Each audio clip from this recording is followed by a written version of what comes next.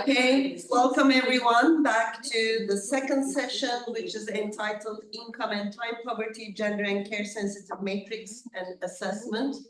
The concept of time poverty, from where I stand, is one of the most powerful contributions, most impactful contributions of feminist economics to the economics literature.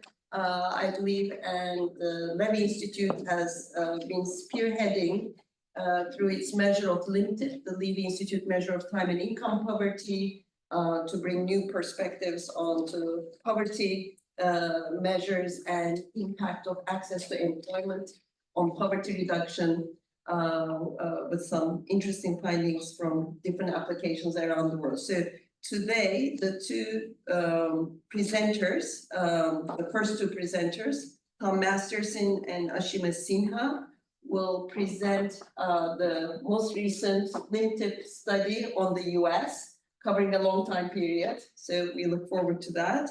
And this will be followed by Claudia Fajardo Hoyos from University of Cauca in Colombia, on the time poverty and application of time poverty measures with Colombian data. So welcome to this what I think will be an exciting and inspiring session. So we start with Tom Masterson as the first presenter. Thank you, Ipek. So during the first session, instead of paying attention, I was thinking about how 14 years ago or something, Valeria, Ajit, and I, with some other people, were in this room hammering out the details of the limited and how we're going to make it all work. So time flies. Time flies, yeah. We've made some progress. Sounds like that. It seems like just yesterday. Okay, so first of all, I want to thank the Hewlett Foundation for their support in supporting this workshop and our work over the last 10 years on the limited program more broadly, although they didn't directly fund the work we're presenting here today. They certainly helped out a lot. And apologies to Claudia for sending a very extremely rough draft at a very late point in time of this. So some of this might be new to you as well. So my apologies. I'm a terrible. Okay, and so it's the work of many people over the last couple of years on the limited for the US. And so today I'm going to focus on some employment simulations, but also briefly talk about the limited estimates for the US for quite a long period. So I have like 95,000 slides, and so I'm not going to actually show all of them to you. Is this not working? Okay.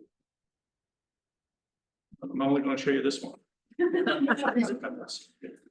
I'm just going to use this. Okay, so even my outline is too long. Okay, so basically, yeah. So I'm going to just start with what we found. So if you need to have a nap, you can nap after this slide. So basically, when we take time into account, we find that poverty is substantially more widespread in the U.S. Than the official estimates suggest, and time poverty rates are higher for women than for men, and for the employed than for the non-employed. So these are all startling conclusions, I'm sure. The pandemic created massive shifts in time use and in public policy, though the latter has ended. I don't if you saw the new poverty report for the U.S. for 2023 is out yesterday, and childhood poverty for everybody is back up to pre-pandemic levels, where it had been cut in half. So good job, U.S. Congress. Employment, I'm going to find, has limited ability to lift U.S. households out of poverty, and the impact of employment gains seems to be contingent on the policy context, which is an interesting point. Which, upon refinement of our study might disappear, but who knows? At least for now, it looks interesting. Okay, so the motivation, I hardly have to say this for this audience, I don't think. But, the feminist economists have long advocated for recognition, reduction, and redistribution of unpaid work done in households. So I'm going to talk about recognition and reduction, well, recognition anyway, and Aashima is going to talk about redistribution today. That's what we've been doing. We've been working on these three goals over the last 15 years or so. And so I'll talk a little bit about the latest iteration of that project for the US. So why time and income? Poverty lines are supposed to represent a certain level of standard of living, a minimum standard of living. But a typical household needs a certain amount of time to do household production work that's unpaid to actually achieve that standard of living. So as Claire Vickery wrote a long time ago, typically there's an implicit assumption that there's somebody in the household who's working full time doing household work. But that's just not a very valid assumption, especially moving forward in time, certainly in the US. So I'm just going to summarize this because I don't have time by saying that the poverty threshold is inconsistent because it doesn't account for time. But we're here to help. And so we've developed a measure of time and income poverty that actually accounts for time and sees what impact that has on measured. Okay.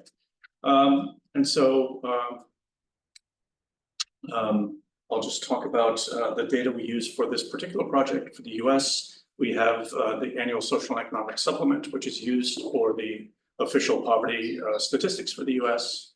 So we base our estimates on that. We have used the American Time Use Survey for the data on household production time spent in households, and the merged outgoing rotations group for wage data for replacement cost. And we have data from 2005 to 2022. I'm just going to do 2008 to 22 here. I'll just give you 2 seconds to absorb this table. And I'll just say that we're basing our measure on the supplemental poverty measure, which has been developed over the last decade or so in the Census Bureau, and it's better.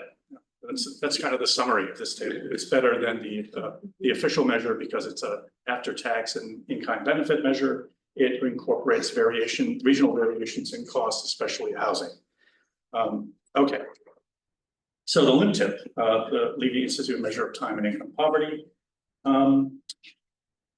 says, I'll just briefly summarize it. We begin with an accounting for each individual of a time balance from 168 hours a week. We subtract time for minimum personal care and non-substitutable full production. This product here is the time spent on required household production to reproduce the household at the poverty line to maintain that standard of living.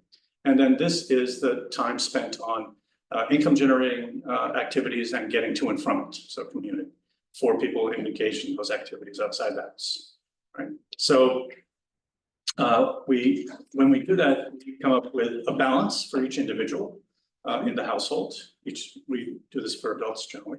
And if it's negative, we say they have a time deficit and they're time poor. If it's positive, they have a time surplus. Now, then what we do is we add that up at the household level. So we add up all the deficits. We don't add the surpluses because we don't observe redistribution happening. Otherwise, there wouldn't be surpluses. So we add up the time deficits and we assign a value to that using the replacement cost method for the kind of median wage for domestic workers. And then we adjust the poverty threshold for that household with a time deficit to say, how much extra income do they need to kind of hire market substitutes for the time they don't have to get the stuff done. So that's the kind of brief outline, right? Okay.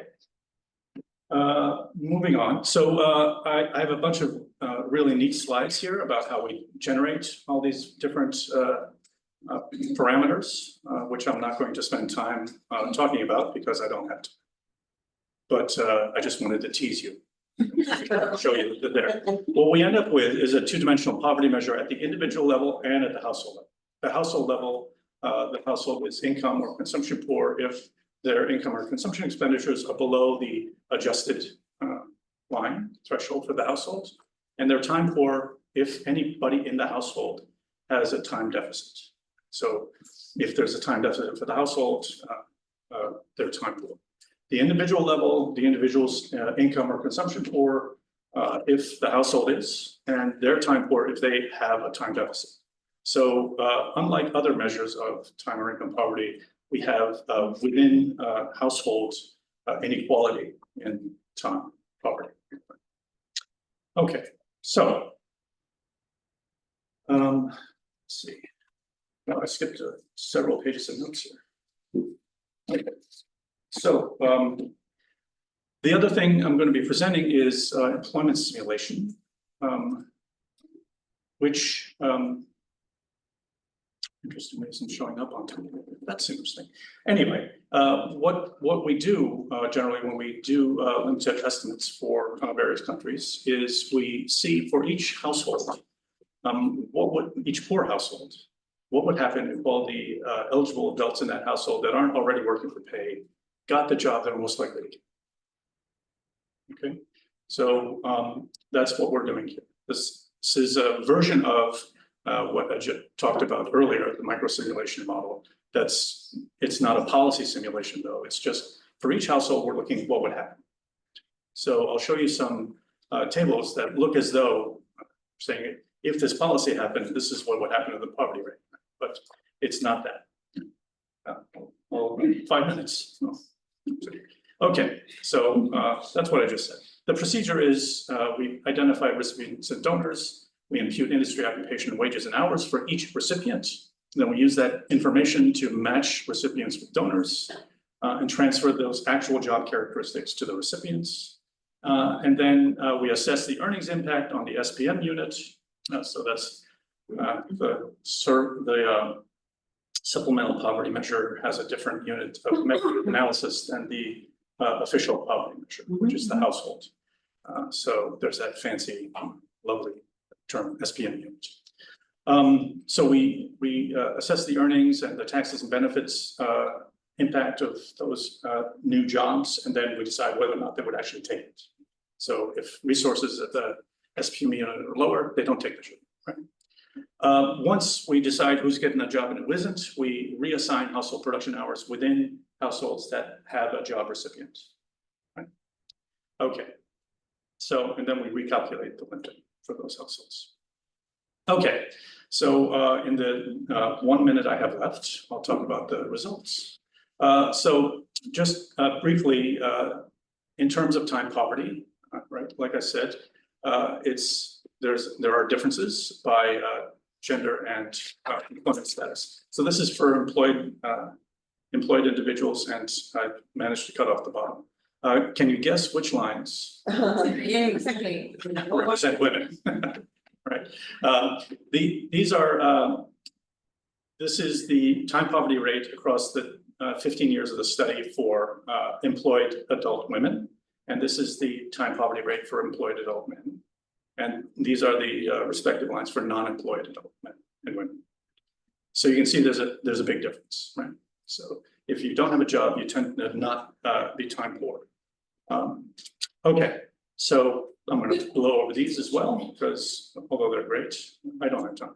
Okay, so this is the time and income poverty status of employed individuals. Okay, so I just have three categories here, and again I've cut off the bottoms. The blue and the orange, do they look blue and orange? Yes, they do.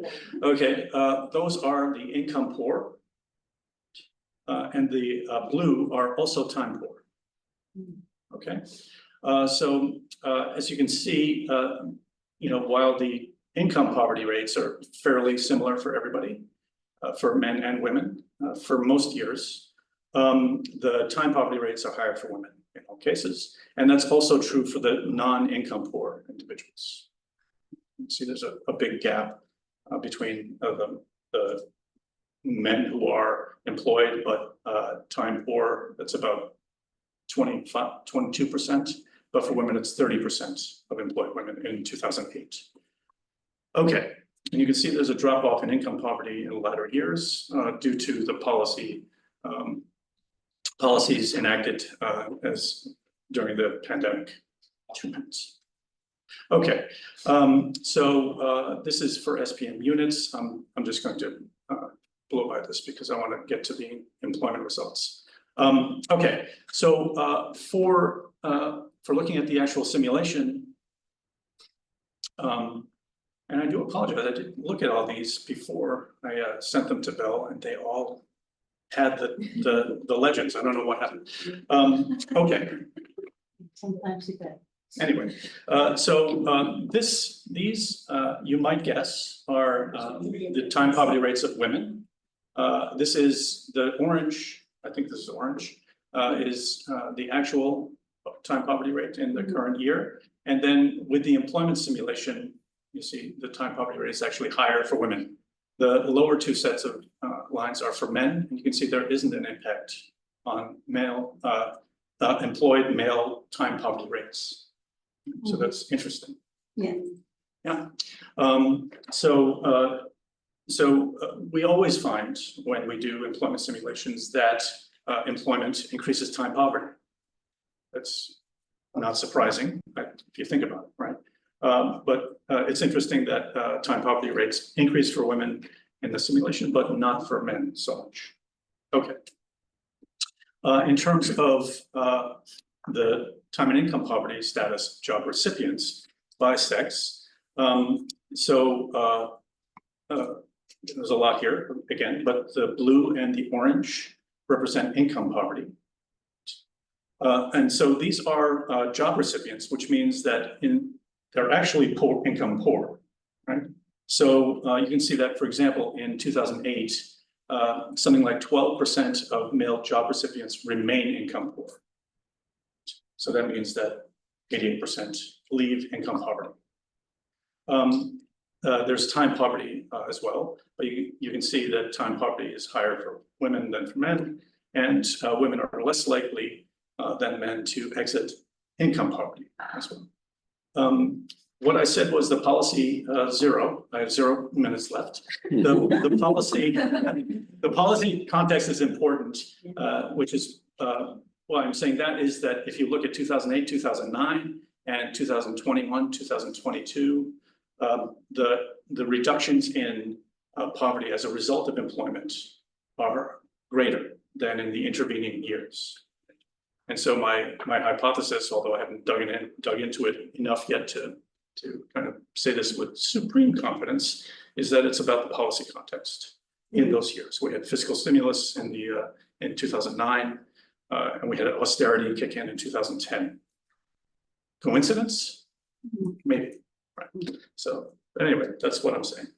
So that is the abbreviated version of this overly long presentation. So thank you. Thank you.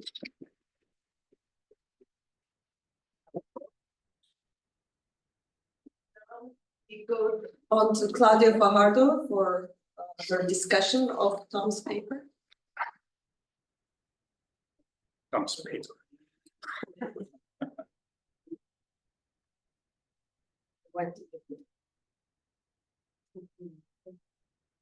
I will just indicate 2 minutes. 2 minutes. It's so short. Okay, good morning. Thank you.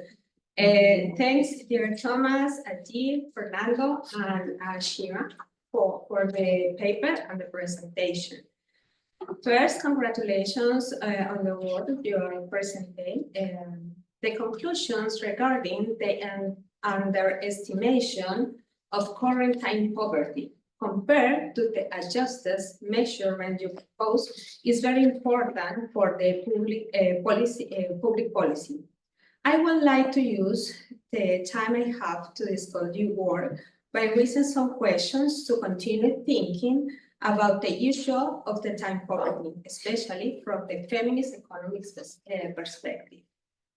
First, I would like to discuss further the meaning of the parameter B in the question 4, allied to the of contributions for feminist economics, particularly if we consider that the activities necessary for the reproduction of households are caregiving activities.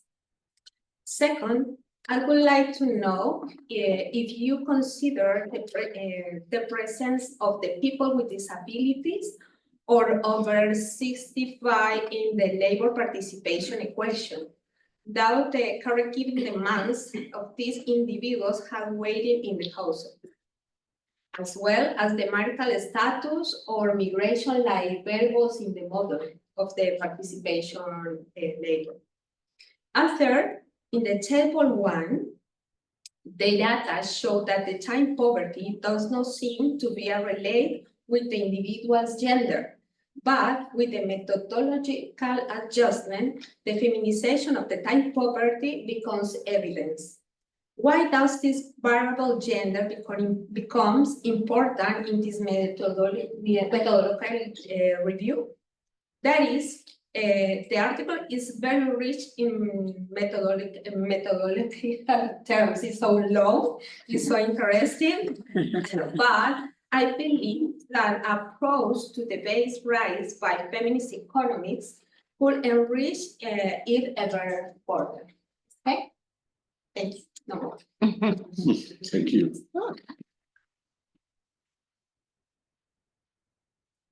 Thank you, Claudia. That made up for going a little bit over time with Tom.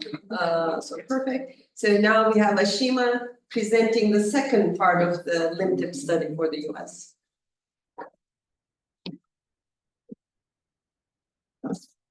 Hello, everybody. Thank you all for being here. I'm very excited to see you all, specifically some of you up to Rome. So it's really nice. As Tom already mentioned, that this is part of a project that I will be discussing today, and going to be discussing the redistribution segment of our overall research on US limited. So the question we're exploring here is that can we solve time poverty through redistribution of household production? And I go through some bit of an introduction, data and methodology, most of it has been covered by Tom, but we'll go over it briefly. I'll talk about some of the redistribution scenarios that we look at, our preliminary results, and some of our concluding remarks and policy implications. So this chart, perhaps many of us have always, we come across this one quite a lot. So this is depicting the gender disparity in sharing of household work between men and women, but it has been done by region and by income level of countries. So we see on average globally, women are spending 3 times more time on unpaid care work. And even if men are spending more time on paid work, the total time combined is kind of unequal there. That women are spending more time on paid and unpaid work combined. And this kind of is stagnant across different regions, and the disparity is more visible in Arab states and Asia and Pacific regions because of stringent patriarchal norms there, and they're also more evident in low and middle income countries. So given this disparity and this unpaid care work burden among specifically the working age population, this results in something that we call time deficit, or resulting in time poverty, which refers to lack of time that people would have available to engage in essential activities, including self-care, leisure, socializing, and household production. So time poverty has been talked about a lot in the literature, specifically feminist scholarship, but has been often overlooked in terms of well-being outcomes. And specifically reflected in the standard measures of poverty, the income measures of poverty, which fail to capture these hardships caused by time deficits, so that it does not provide a complete picture for effective poverty alleviation steps that the public sector can take. This time deficit is, of course, gaining attention globally and more specifically in the US, because given the persisting lack of publicly provided care services, care infrastructure, the paid parental leave benefits that they offer, the long hours at work. Sometimes people are kind of engaging in 2 types of jobs to sustain livelihoods, and all of this becoming more crucial for low income groups. And we also have evidence that show that these consequences are particularly more serious for women. So there's a gender unequal aspect that we want to explore. As Tom said, this limtip tool, it has been kind of a magical tool that we're using here. We are trying to, we call it a time-adjusted measure of poverty, time-adjusted income measure of poverty. And we've developed it for a range of different countries, but we're doing it for the first time for the US. The idea is to monetize the value of time deficits using a replacement cost and adding it to the official poverty statistics.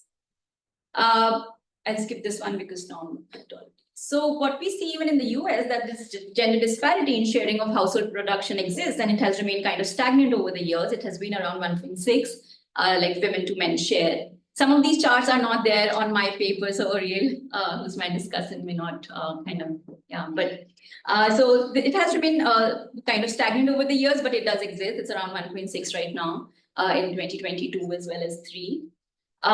Similarly, the time deficits, the gender disparity exists there. The time deficits, is through the time balance equation we showed, it's basically capturing how much time people would have left after weekly, let's say, after taking out time for personal maintenance, for the required hours of household production and employment and commute time. So that's our time deficits, time balance equation. That's where we calculate the deficits. And if somebody experiences a deficit, it would be classified as time. So this time poverty, we kind of also look at it by different employment levels, and we see that gender disparity still exists. So limtip really helps us identify these time-adjusted poor segment of the population. And within that, we also look specifically at hidden poor, who are non-poor by official income measures, but are classified as poor by our limtip measure. We also look at the double burden. So this is basically people who are experience income poverty, but at the same time poverty as well. And then we look at another segment who experience time poverty, but they are actually income non-poor. So wealthier section, but still experiencing time poverty. We don't know if they're able to kind of outsource some of these household production activities, but they exist. And we so basically limtip really helps us identify these segments of the sample. So limtip estimates for the US, in this particular paper, we are doing it differently across the 3 papers that we are working on. But for the redistribution part, we are pulling in data from 2005 to 22 and looking at averages. So we have 38% of households identified as time poor. So at least 1% in those households has been experiencing time deficit and classified as time poor. And within them, 52% are themselves time poor. So individuals within those households. And then, of course, we see that there is gender disparity. 60% of women are experiencing time poverty, and around 45% men are experiencing that. And then some of those estimates for those subsegments I was talking about, the hidden poor, they're around 6%, not much gender disparity there. The limtip final limtip, the time-adjusted income poor, they're around 11 to 12%. But what we see, where we find the gender disparities, those who are classified as time poor. So women classified as time poor, irrespective of their income classification, are significantly higher than men who are classified as time poor. So what is the goal? So the redistribution can really be used to do a couple of different things, but our goal here is to potentially lift households out of poverty, decrease some of these hidden poor and make them visible for poverty, for public policies. But also at the same time, trying to ensure that it's done more equitably between men and women. We have 3 different scenarios that we explore. We look at equal share scenario, the time availability and opportunity cost. In the equal share, we are basically taking the redistributable share available in the household and dividing it equally among all household members in the working age sample, and also who are able. So we kind of exclude the disabled there. And then so this would be something like just equally dividing it across everybody. But then we have something called time available or equity scenario, where we are splitting the required household production time based on the time available to each eligible member in the household. So here, if you see, it's a time balance equation, but how we are actually trying to also add to it time spent on education activities. So excluding that part of that people might be spending on education, and then looking at how much time do they have available, and using that available time as a factor for their new redistributable shares. So we look at the time available as a share of the total time available in the household.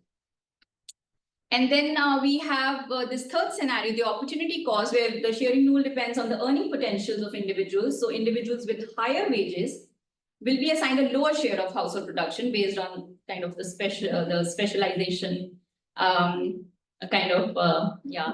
from there. But yeah, the idea is that those who are earning more are more productive in the labor market, so to call, and then they would be assigned a lower share. And why this needs to be targeted in a way that women and men have equal opportunities in the labor market, because if such kind of redistribution takes place, it will be kind of unequal and keep perpetuating some of these differences.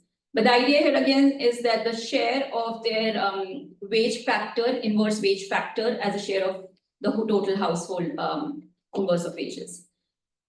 Then for opportunity cost, we have done some of this Heckman imputation of wages, which if somebody has a question, I can talk about it later, but I'll skip it for now.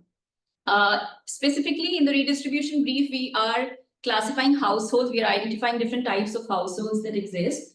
We would have non-time poor households, not facing any time poverty. There's nobody in the household with time deficits. And then we have around 39% which are time poor households. Within those households, we further segregated the types. So we will have household type 0, which is just a single member household who would be facing time poverty, but there's no way to redistribute to anybody else because it's a single member. So we leave them aside and focus on the three other types of households, household type 1, 2, and 3. And so these are households. Household type 1 would be where everybody is time poor. So redistribution would be possible. It would be possible to reduce the number of time poor, but we won't be able to reduce the total time deficits of the household because everybody is time poor. It will just get redistributed among them. Household type 2 is a mix of time poor and time non-poor. So there is possibility to reduce the time deficits because there are people available with time surpluses. And there is also possibility to reduce the number of time poor. So this again is a kind of important group that we are focusing on. Household type 3 is where the most potential lies, which is a mix of time poor and time non-poor individuals, and where the total household time available is enough to absorb the total time deficit in the household. So in that way, it is possible to reduce the number of time poor to 0 and also reduce the time deficits to 0. Some of our preliminary results where we are focusing on, again, 18 to 64 and those not suffering from disability. We don't want to redistribute to disabled people. And then we focus more only on time poor households and the 3 different types I showed. There is some analysis on married men and married women to show the gender disparate outcomes in the paper. But on the slides, I have a couple of different tables as well in addition to that. The overall impact on this one table, that just like a glimpse of it. So it's just saying that and these are the baseline estimates, the first row here, and then these are the different time poverty indicators, the different segments I initially mentioned. So the time adjusted poor, we see that there is a fall if we are redistributing across all 3 scenarios in these time poverty outcomes for both men and women. And some of these are also more equitably redistributed. So if you look at this segment here, let's say the double burden segment, I can't discuss all of these right now, but the double burden segment. So we do see that there is a decline from the baseline to the across all 3 scenarios, and it is also becoming more gender equitable. So, and then it's a question about which scenarios is more effective. So scenario 2 was found, which was based on time availability, time equity principle, that was a kind of most effective scenario. And here I have some stats on time poverty by scenario for married men and married women. And here again, what we see is that time poverty declines for both married men and married women across all 3 scenarios, scenario 2 being kind of more efficient, at least for men. And then also the ratio, the gender disparity is declining. What we have on the paper is this new thing that we are adding, which is transition rates. So, and this is done across the 3 different types of households. In household type 1, 2, and 3, which I don't know if you will still recall, but the explanations I shared a while ago, but these are really telling you what would be the exit rate from time poverty in these latter 3 sides, bars. But the first set of bars is basically telling for the non-time poor individuals within these time poor households, if they end up entering poverty because of the redistribution. So we are looking at the exit rates, but also the entry rates for those non-time poor people. So if you see here again, the household type 3, which had the most potential because there was enough surplus to absorb the deficits, that is able to, that's where most people are able to exit poverty. And it exists for both married men and married women being able to kind of also exit at a higher rate, more or less, than men. Then we have time deficits across household types. That again is, yeah, so I mean, that again varies by these 3 different types of households. The first 3 bars here would basically be showing, no, it's not. The first 3 bars basically are showing the deficit that those who enter poverty, what they would be experiencing. So if you look at it, those are not very large. So there is kind of enough surpluses in the household that can be tapped to redistribute some of the burden of other household members. Then finally, we have this poverty rate chart, which is showing the official SPM poverty, the first dark gray bar. And then we have the LIMTIP estimates, LIMTIP at the baseline being the light gray chart here. And the 3 different scenarios, the redistribution scenarios. So it's not a linear decline, but I'm just trying to show that there has been a decline from the baseline LIMTIP estimates. After redistribution, we can actually reduce the number of income adjusted time poor people. And that is most effective in a way in household type 3 again, which had the most potential to kind of bring the household out of poverty. And then there are dynamics that we are discussing in the paper in detail of why which scenario at which type of household would make more sense to redistribute and where it would not make much sense. So because of time also, so concluding remarks, yes, redistribution, we think that it can help identify these hidden poor, double burden people and can help lift households out of poverty. The results have to be more gender equitable, so there have to be ways to make redistribute and propose these redistribution strategies in a way that it can be more gender equitable. And we also point out in the paper that these effectiveness would depend, these are all contingent on the type of household that I was pressing all through the presentation as well. Redistribution based on time available seems to be the most effective one in our preliminary analysis. Some of the policy implications, so of course, this time adjusted measure is kind of a very helpful one in addition to the income official measures, because it would identify those that are left out of the official poverty measures, specifically those hidden poor. And there could be there is scope to devise more targeted policies related to employment, income, and time constraint for these specific groups who are left out from the social welfare programs because they are not tapped in the official income estimates. And then targeting policies to reduce the required hours of production is also an avenue. So we have the required hours thresholds being used in the time balance equation that we have. So 0. Okay. I'll let you finish. But yeah, just quickly. Maybe the next slide I don't. Yeah. But we are still talking about some of these policy opportunities, but some of these are literally linked to the labor market employment policies around, work hours, equal pay. If all of that persists, it will have spillover effects onto how the gender roles are kind of perpetuating within households. So this division of labor would continue to exist if there are not specific targeted policies in the labor market. And then investment in care infrastructure and services, something that has been very widely even been in the UN Sustainable Development Goals and all of that. But then the idea is the debate could be around if it has to be a universal, more centralized provisioning of childcare, ensuring quality services, and that could really tap the required hours of production within household and its division.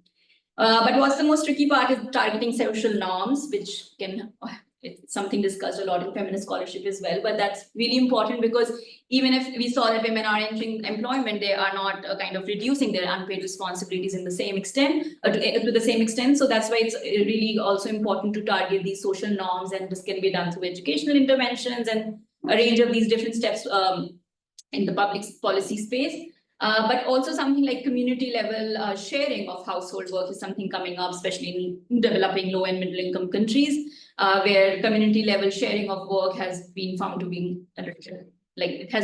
some bringing out some effective outcomes there. So that is also a line where one would like to kind of think about. But I will end for now, and my co-authors are all here and we're here. So if you have any questions,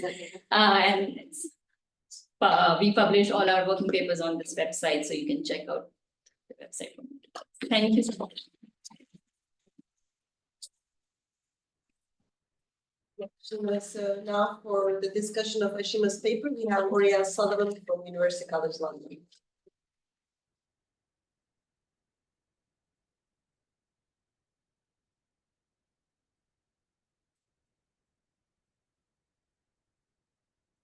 Well, thank you. I think that was, I realise that it's part of a sequence of papers, and I was interested to hear the first one as well as a sort of precursor to this. But I think there's a very important contribution here, establishing the possibilities of redistributing household production as a way of alleviating time poverty. And it sets the possibility of the reduction of time poverty within households by this kind of redistribution on a quantitative footing that is likely to be paid attention to by policymakers. The data set obviously is huge and enviable. That long series of the ATUS plus the CPS gives you a great basis for doing the modelling. And I think, the fact that the paper shows that household time poverty can be alleviated by the redistribution of household production within households is an important demonstration both for theories of gender inequality, and also possible policies as to how it might be alleviated. So I just have a few comments. Just thinking through the implications of the three redistribution scenarios that you modelled. The first one obviously is very straightforward because it just takes household production and divides it. Available time, I have this, I think there was some discussion of this raised earlier. I have difficulties with this. I mean, a lot of my research has been in looking at gender inequality in domestic care time. And, there has been this model available time in which, you put into the predicting model, you put hours of work, hours of paid work.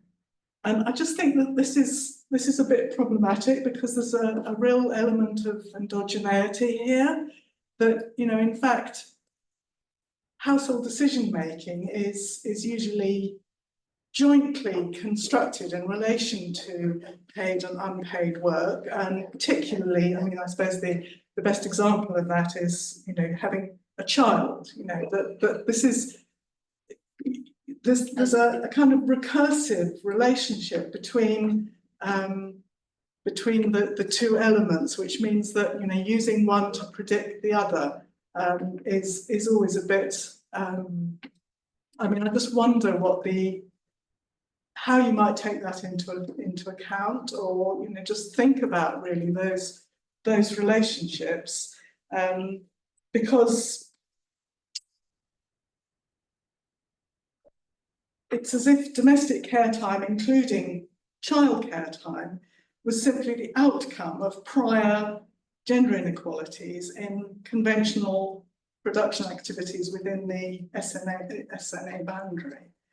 So that's an issue for me, and I think there may be something in relation to opportunity costs, relative wage rates as well, because his and her wage rates are not independent of the decisions that are jointly made affecting household production, like childcare. There's a recursive relationship going on there as well. Three other points. The first, whether measures of time are correctly measured in the ATUS. And for example, if there's a systematic underestimation in respect of child and elder care work, mostly done by women, then what impact might that have on your conclusions? The ATUS is sometimes criticised because it doesn't collect the secondary childcare activities. So there are some questions about, whether you've thought about, what some of the implications of measurement error might be there. And then as a sociologist, I wanted to know, I mean, I understand the sort of strategic reason for the particular definition of household types that you used, but I wanted to know, you know, they are a bit hypothetical based on ability to escape time poverty. And, you know, I would have liked to have seen some, you know, could you use another classification with couples with and without children, with children of different ages, with different household incomes, or at least some sort of crosswalk between the classification that you use, so that you actually can see, you know, when you talk about household classifications, you know, we think about something a bit different from what you use in your modelling. And then finally, and I think you actually said more about this in your presentation than you did in the paper, you know, what are the actual policy conclusions in the sense of practical policy scenarios, the sort of measures that you model are all abstract in the sense of being scenarios that don't actually have any reference to how that redistribution might occur. So, for example, equalising paid working hours for men and women, equalising an hourly wage rate for men and women, providing care for X number of hours per week, providing it on a publicly funded basis. And all these things are conceivable goals of actual policy for which these kinds of modelling scenarios might provide some quantifiable evidence and support. So, yeah, I mean, I think you're getting there, and what you presented shows that you're fully aware of those things. So good luck with the next in the series of papers. Thank you.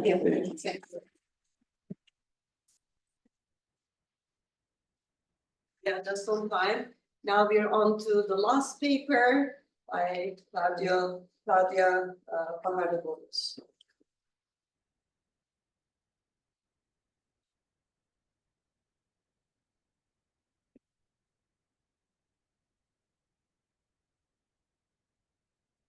Okay.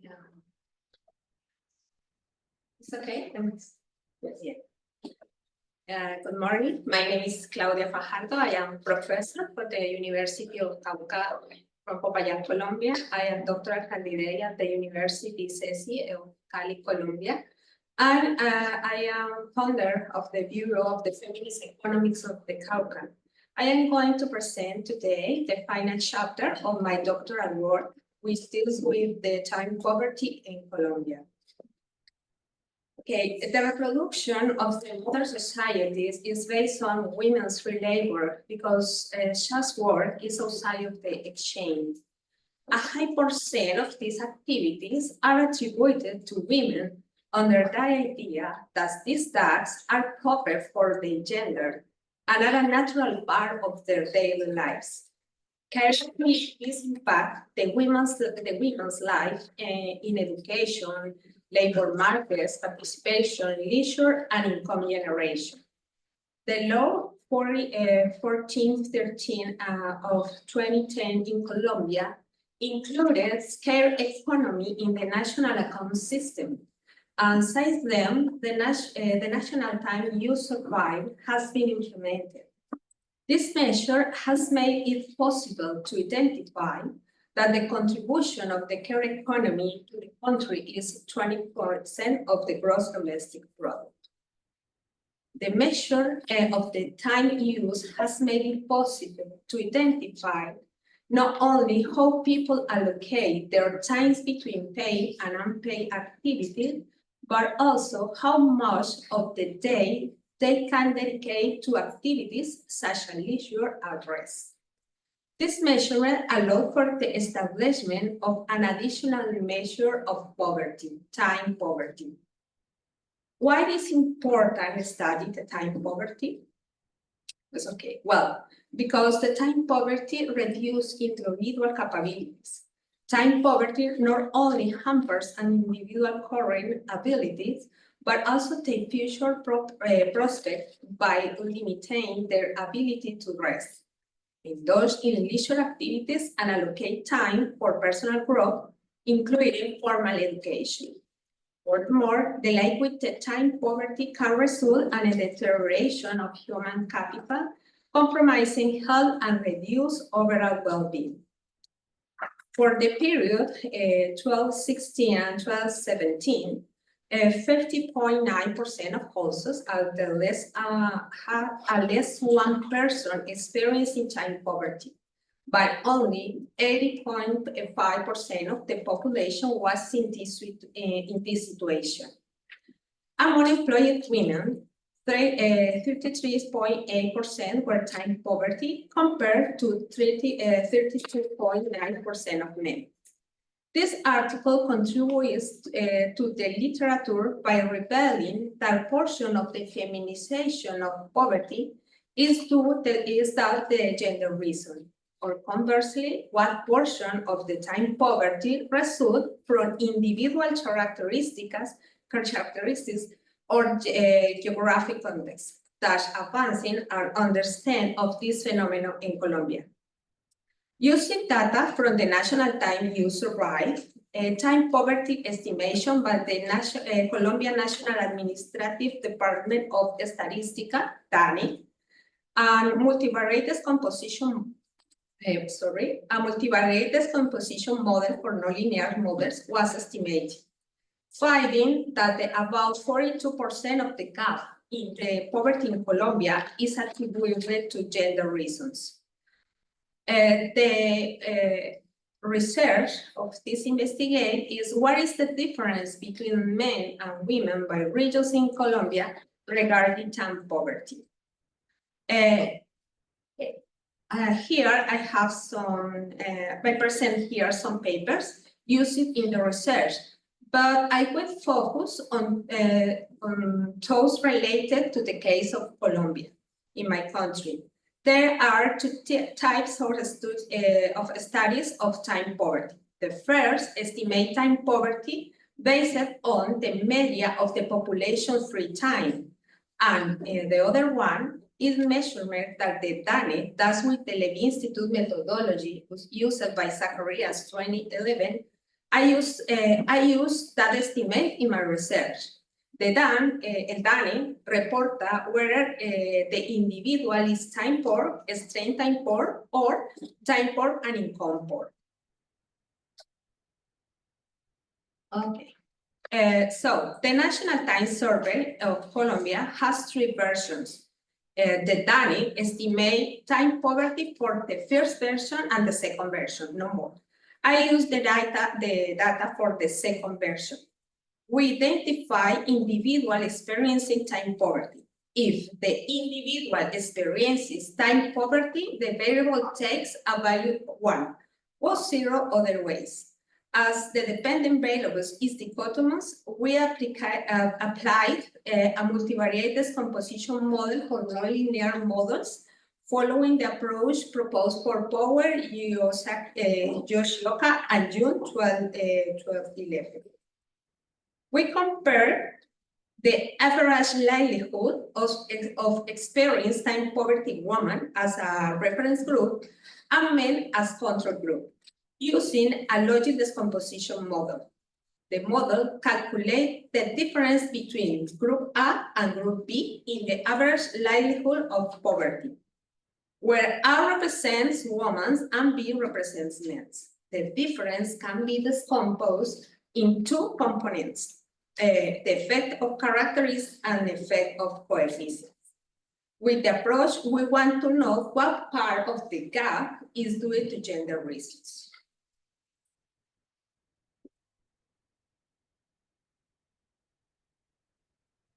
The findings show that the 90% of Colombian population experiences time poverty and a higher prevalence among women than men.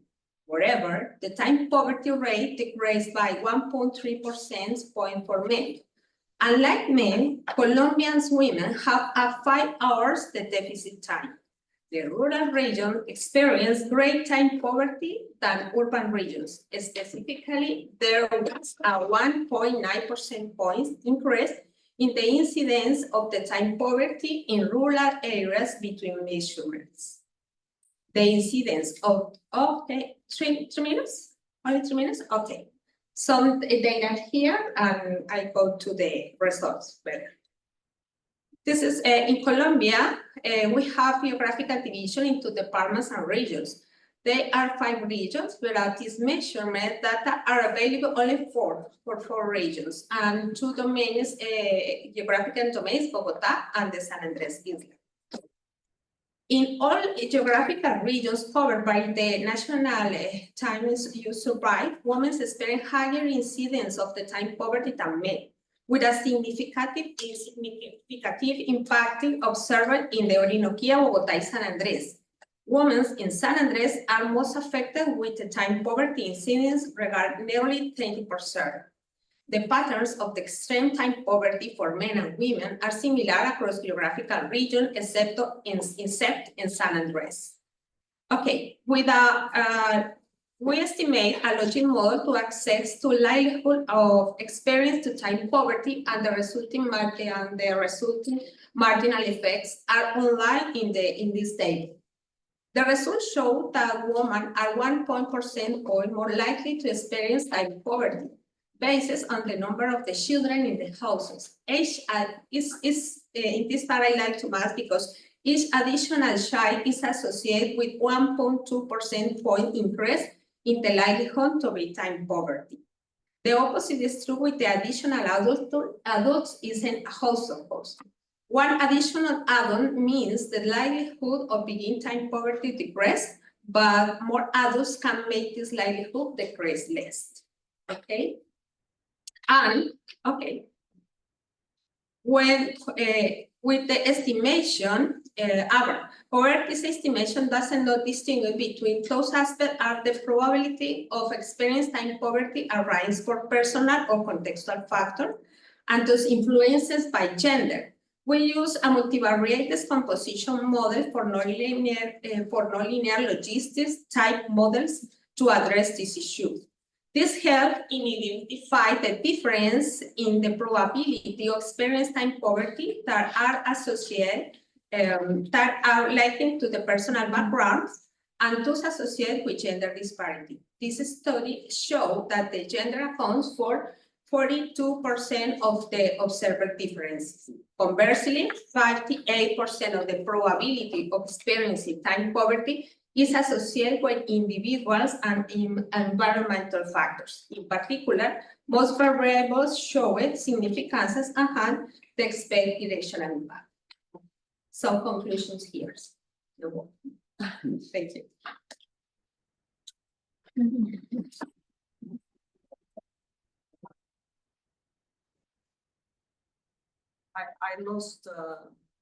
I got lost in your presentation and didn't watch the time. Sorry, I showed 3 minutes left rather than 5 minutes left.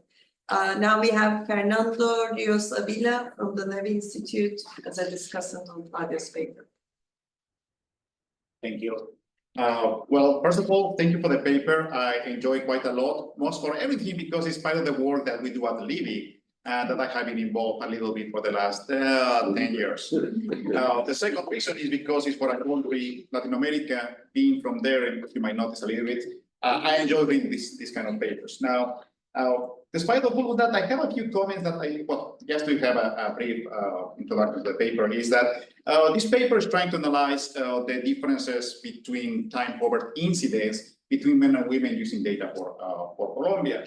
And again, it is quite enjoyable because it's using kind of a Oaxaca type of decomposition, using our measure of the lean tip to try to understand why are women more likely to be time poor than men.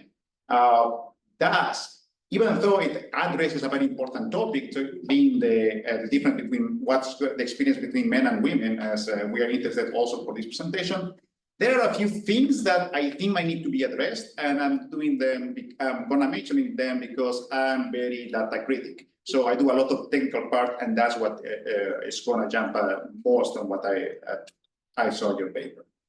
So the limiting construction. We have already presented what's the basic of the limit, and you also do that on the paper. But there are a lot of little details that even if they were constructed somewhere else, might need to be there as a part of appendix, because a lot of the results might be a function on what were the decisions that were taken for the construction, for instance, of the thresholds. What exactly is going on there? How are the people, how are they being redistributed, the AJs? What exactly the population that you're using to understand the differences between men and women?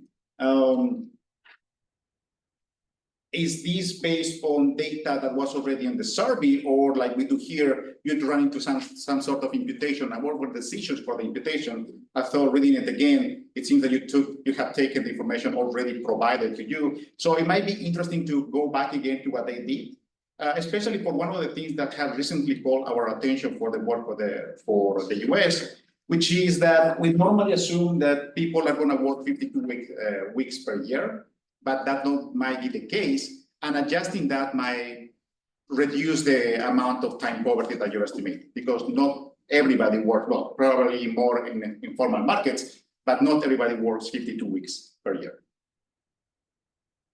In terms of inference and estimation, I think there are a few things that need to be checked. Something that popped out in my eyes, to first aspect is, I think the 2.3% that you're reporting as the gap on poverty incidence between men and women might be a little bit biased, especially because today you mentioned that the difference between men and women is more on the neighborhood of 20%. So something is going on there, and I think it has to do because of how you're using your data.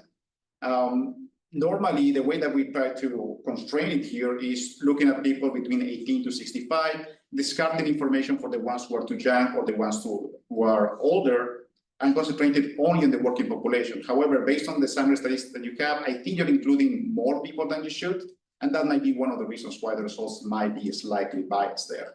I was also a little bit concerned about the significance of your data. Everything was significant at a high level of significance, and usually that means that something happened with the weights or with the classes that you need to be using. So that might be not as important to carry out your measures of the point estimates, but again, being the data person is like, something is going on there when you try to do inference on what does it mean. And there was something else that I couldn't really find an answer in the paper is, in the context of Colombia, what exactly does it mean to be extreme time poverty? We usually just differentiate between poverty, time poverty or not. I'm not really sure what you're talking about in terms of what's the concept that you're defining for extreme time poverty.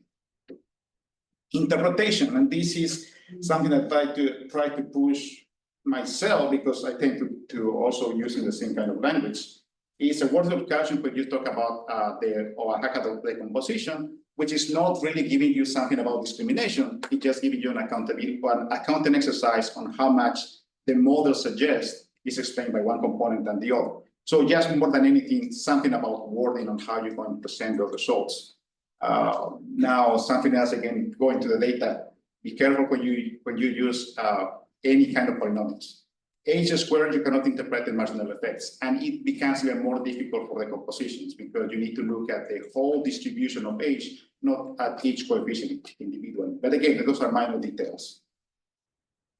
So a couple of things that I think might help you improve a little from the paper, depending on where you're trying to move from here. It's might be useful to provide more context in other Latin American countries. You cite some of the work that was done for the US. That was done by the Levy for the case of some countries in Latin America. It might be useful to include that with a little more emphasis. You include perhaps at least the way I was reading other cases for developing countries, but are probably not as relevant for the Latin American context.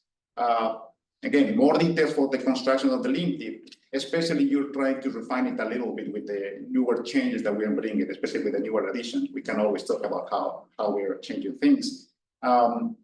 Define your population clearly. I don't think you want to talk about everyone in the analysis, so the working population might be the most important that you want to work with. The point about how many weeks of work they are doing, and you want to include those nonlinearities in your model. Centered polynomials actually worked because you're still talking about distributions and doesn't mess up the rest of the numbers. Thank you. Now, given the small gap of the poverty incidence, if those numbers are actually correct. I would also suggest to talk about the time deficit, since that number seems to be much larger, much more relevant perhaps for the analysis. Well, you were talking a little bit more about that now. Based on the numbers that you're providing, the urban-rural difference might be an interesting point to talk about, and perhaps do a separate analysis for each one of those, because it's possible that there are some cultural differences that are driving those different gaps in these two areas. Be a little bit more clear about the contribution of the paper, since there are a lot of papers that are trying to do this. You have also the work that the official work that was done to characterize time poverty. So try to focus more on what exactly is the paper going to do, which is again is the composition. Just make it a little more clear. One last point that I just thought about. One of the last things that I was thinking about is, since you have data on couples and you really want to do the analysis of what's going on between within each gender gap, perhaps might be more interesting to focus on the couple households. So you can really compare what happens within the husband and the wife, at least the main couple within a household, and how their redistribution is a function of other characteristics of the household. And I say that because when you start using everybody without making this kind of distinction, you might run into the problem that single men are really different from single women, especially from the cultural perspective. So you might want to, at least if it's a robustness check, just check what happens when you concentrate on your couples. And that's all. Thank you again for the paper. It was an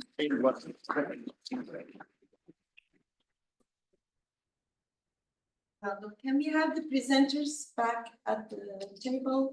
So we have about 20 minutes for questions and discussion. Do we have any questions or comments? Table. Valeria, and then Indra, and I see three hands in the back. Shall I? Who's passing the microphone? Yeah, you're getting it here.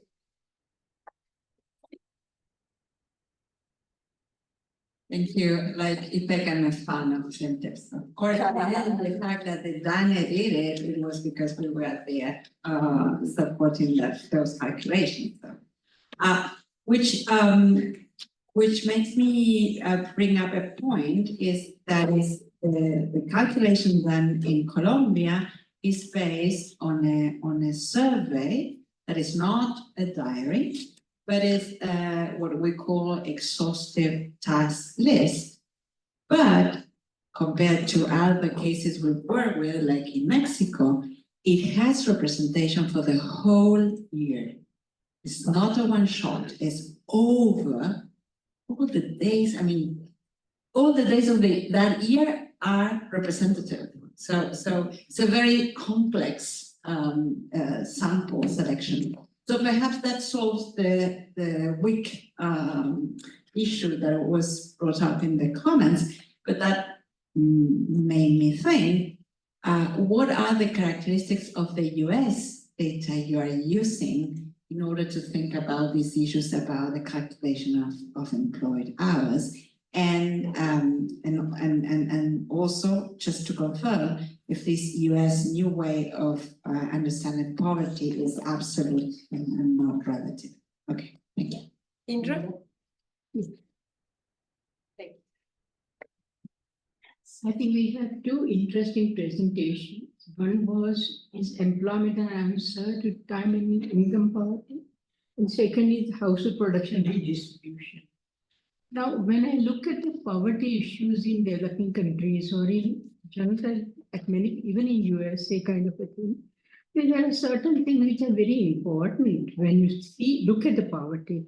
First of all, it's a question of ethnicity, caste, social groups, we are very important, and your concept, which is extremely good, doesn't take care of that. I don't know whether it takes care of that or not, but that's a very important factor in determining poverty in any other area, like black and white in USA or caste and other things in India. That's one thing.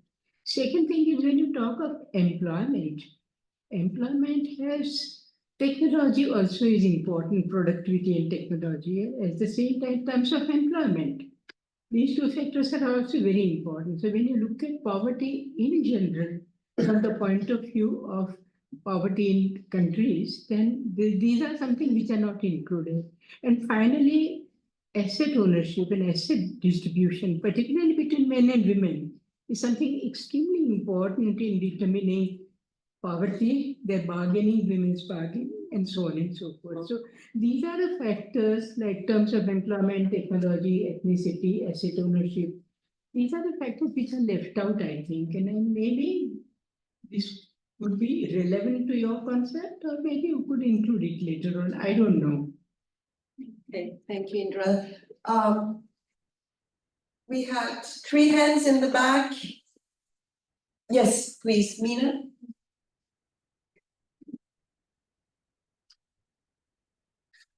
Thank you. This is just maybe an inquiry more than a comment on the first paper, the paper by Thomas and Paul. And I apologize if I missed this in the paper, but the data go all the way to 2022, right? And that includes the 3 years COVID post-COVID. And I don't know, did you account for the fact that there is a substantial part of work that's been transferred to online? And if you did that, do you see an effect that the effect of that is more on women than men, in the sense that maybe it reduced the time poverty for women that they had before? Because I don't have the data, but I have a suspicion that in this country, there are more women doing the online and stayed on it, even after companies started asking people if they wanted to shift back or not to go into office. That's one thing. The second thing is about the time to commute. And I'm not very familiar with the data, I must confess, but in the commuting time, they just like, when they survey people, they just say, I commute so many minutes or hours or whatever.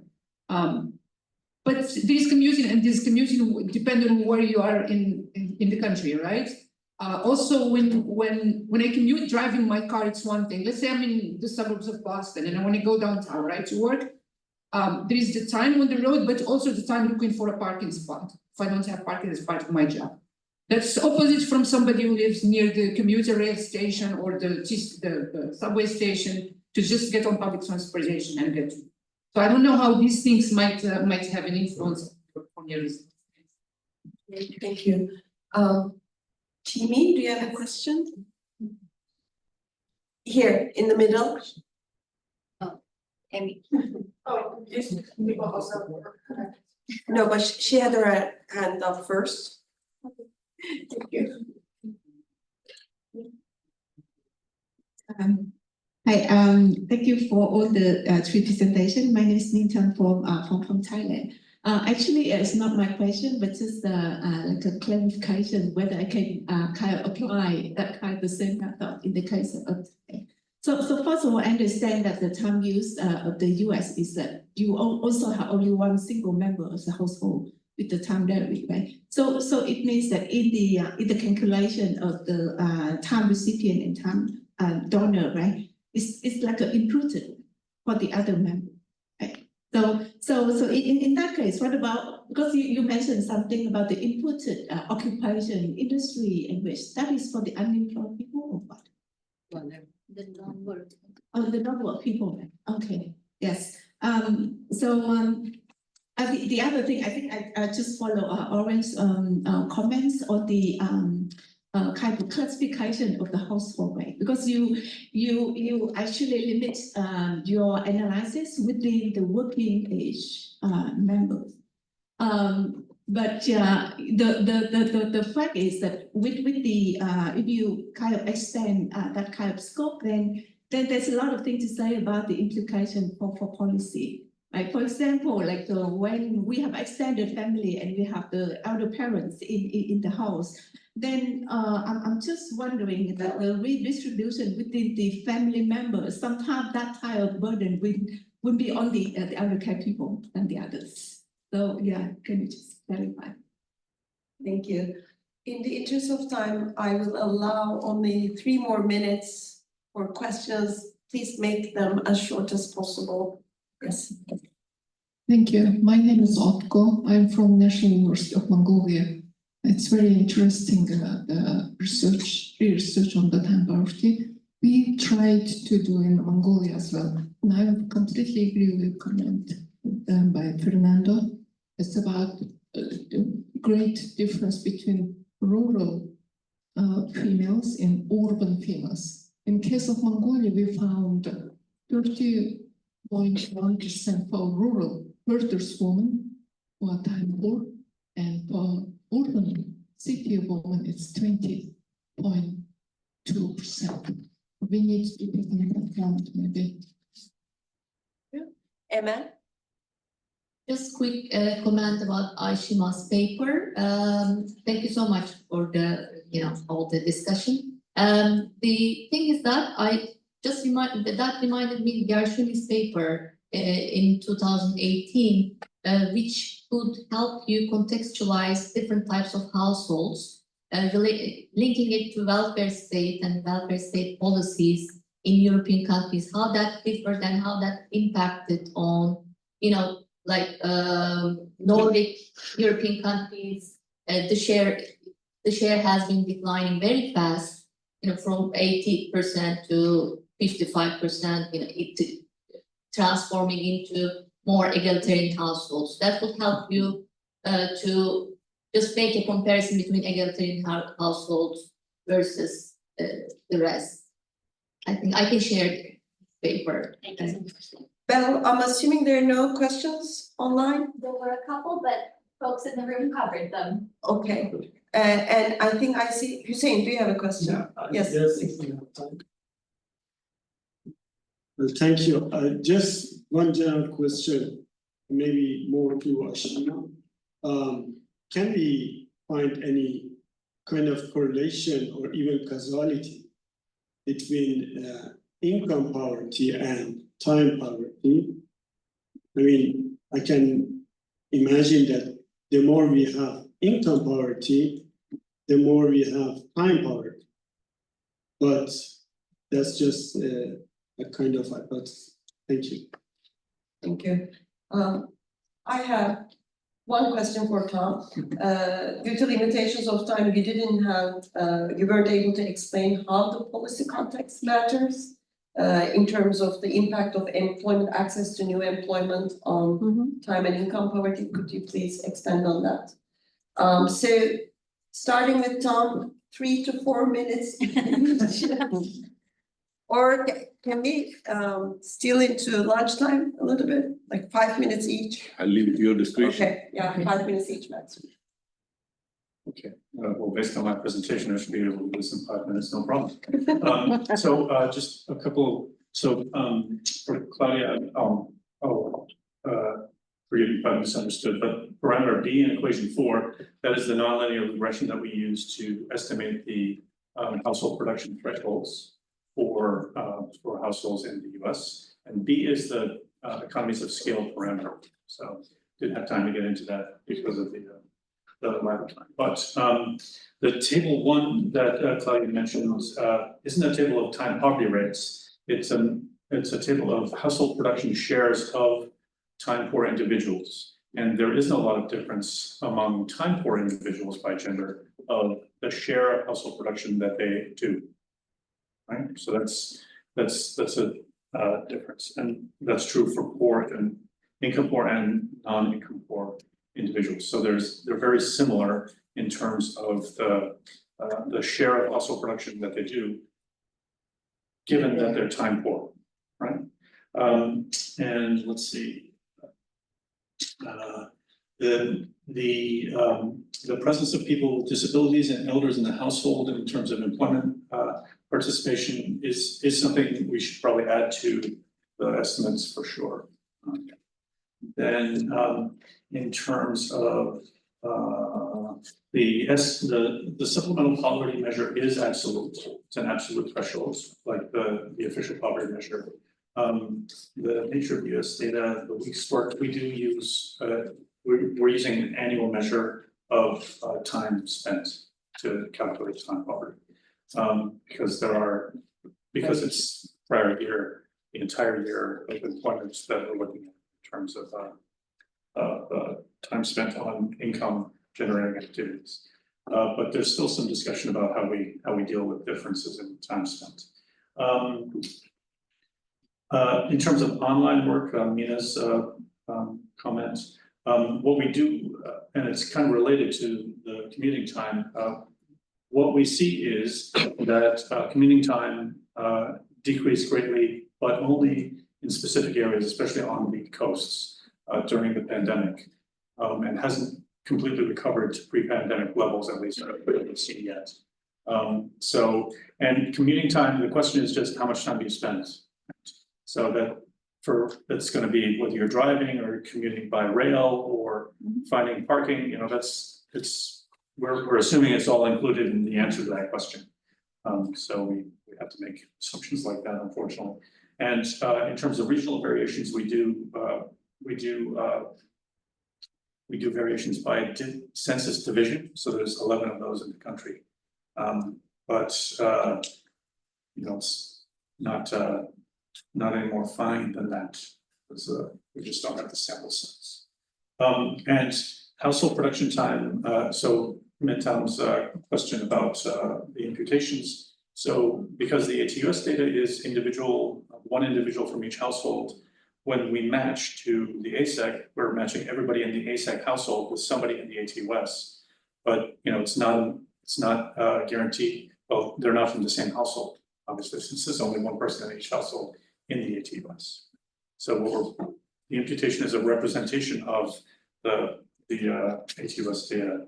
And so what was the question about industry and occupation imputations? Besides for the unemployed, the people. Oh, yeah. So when we do the employment simulation, right, the people that we're assigning jobs to are not employed. So we have to figure out the likeliest industry and occupation that they might be in. So that's related to Mark's comment about the kind of joint probability of employment. With this, we don't have to worry about probability of employment because we're assigning people no matter what. 1 minute left, no problem. And Indira mentioned using the racial groups in the analysis. It's very important, of course, to use it in the matching that we do, in the imputations that we do for employment.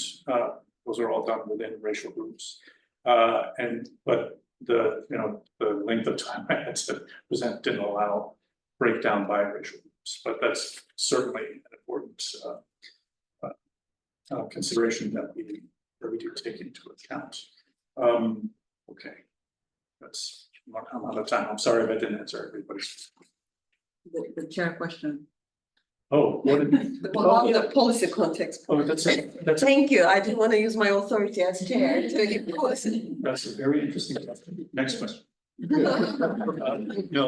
As I think I mentioned, I'm just starting to look at that, but that's the intuition I get from seeing the very different impact of the employment simulation during 2008, 2009, 2020, 21, and 22 compared to the intervening years. 2008, 2009, you have a kind of strong, to some extent strong, measures to counteract the Great Recession, the pandemic, whereas you don't have those in the intervening years. And my intuition is that something about that is enabling escape from poverty more than intervening years, but I haven't dug into it. And not wages. The stimulus, you mean? And not wages. And not the wages. We'll see. My sense is that the wages during the Great Recession aren't greater than they were, in between the Great Recession and the pandemic, right? So it seems counterintuitive to me that we'd be assigning people jobs during 2008 that would have such high wages that they get out of poverty because of the wage. Right? So we'll continue that conversation over lunch. Aashima? Thank you. I think I'll start with Oriel's comments here. Thank you. Very helpful, I think, in general. You're right in saying that the time available would be endogenous, right? Because of the spillovers between the labor market and the household work sharing. all of that is endogenous, but that's where the policy implications would come in terms of targeting time available to women as well, because if they are the primary caretakers within households and not participating to that extent in the labor market, we would end up redistributing more work to them, right? But the idea is that that's where the policy part comes in. That's where we want to highlight how we can also the ones that I mentioned about the employment policies, the labor market policies of equalizing their work time or equalizing, at least equalizing opportunities that they can participate in similar types of occupation, equal wages and so on. About the part of the overlapping time and then the relationships of caregiving that we cannot segregate, that's a good point, and haven't thought about it, and I don't know if that can be captured by data, the type of data that we have, but in terms of the time use that we have for men and women, it somehow gets implicitly captured there, because even if they're overlapping in terms of care provisioning, that would be captured in their respective time use. It's what I would guess at least, but I'll check with you later if you had something else in mind. But I mean, those overlapping relationships about childcare and all of that, those relationship aspects, of course, some of that maybe like you can't measure some of those things, but I think as long as we are measuring the time spent caring for a child, caring for an elderly, it does to some extent capture. That is what I would think, but we can talk about it. Looks like you're not happy with that. And then I'm having a hard time understanding my own handwriting. Right, and then about the couples with and without children and those kind of subgroup analysis, that's on the card. So that would be our next working paper where Fernando and I have already discussed, and also with the team, that we would like to do some of those subgroup analysis. And I think in the conclusion we mentioned that as well, that we want to do it by different household types. Policy conclusions, yes, you would see that we may not have integrated it very well in the brief right now, but it's still a working one, but we wanted to show it here today on the slides. So those are, especially in terms of the practical ones, of course, the employment and labor market policies would be, it's not that difficult, I think, to implement something like equal pay for equal works. Those would be more practical ones, even something along the lines of care provisioning, investment in care infrastructure, that's also not like an impractical one. Especially in the US, I think it should be more practical given the fiscal scenario. Then coming to Indira's points about those, again, demographic differences, race, social class, some of it has been incorporated already when we are doing matching and all, but you're right, maybe just in the time poverty model, it's not explicitly, I don't know if there's value doing that there, but more so in terms of analysis. So when we want to analyze, as I said, that's the next paper we are trying to work on, which is doing the subgroup analysis and trying to show the time poverty by race, specifically in the US, because that's the most relevant one. Oh my God, okay. Asset ownership, yes, but I think we implicitly relate that to income and have included in, yeah, in that way. About the bargaining within household, I don't know how much data would support us to capture the bargaining dynamics there, just through income maybe again. Going on to, I think, Themen, for your invitation question, I already responded. Redistribution beyond the range, 18 to 64, that's a good question. And then we were also concerned about if we included everybody, we might actually end up redistributing to very young people or very elderly. And that would not be the sole purpose of redistribution. But the primary focus the primary reason of picking up 18 to 64 is also because our idea is time poverty is more prevalent in the working age because they're employed, and then most of them would be employed, and that's also a major source of time poverty shown by, I think, Ajit and Tom is well here. Emil, thank you for the suggestion and get to the paper.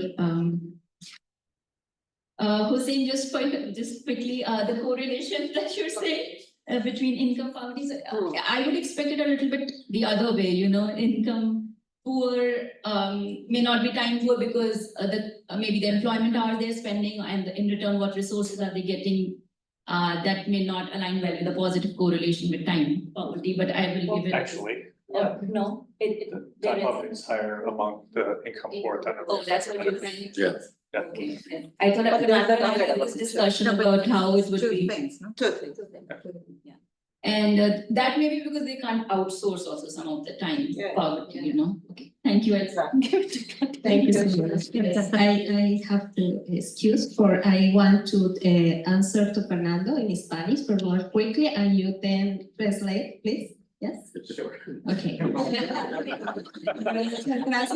gracias, Fernando, por los comentarios. Frente a la significancia estadística de los datos que he usado, el cálculo de pobreza lo hace directamente el DANE, con datos que usan para todo el país y los usa y tienen significancia rural, urbana, incluso para esa versión la significancia de los datos está por regiones. Entonces yo no estimo la pobreza del tiempo, sino que la estima directamente el DANE y nos entrega los resultados de qué individuos son pobres de tiempo, pobres extremos y pobres de tiempo e ingreso. Entonces yo parto de esa estimación, yo no la hago, la hace directamente el Departamento Administrativo Nacional de Estadística. Y como solo tenemos 3 versiones de la encuesta del tiempo, usé la más reciente posible, que era la del 2016-2017. Incluso esos datos no son libres, toca estimarlos en salas de procesamiento especializado porque no liberan los datos ni liberan los códigos. ¿De acuerdo? Esa es la primera. So Claudia, shall we Okay, yeah, translate? So the first point is that. Not take most of the Where's the microphone? Can you please pass on? Can we have another microphone? Okay, thank you. Sorry. Thank you. So the first point is that most of the results that she has shown are the official results from the DANE, since they are the ones who produce it and keep it under guard. So any kind of additional processing has to be done with secure data within their installation.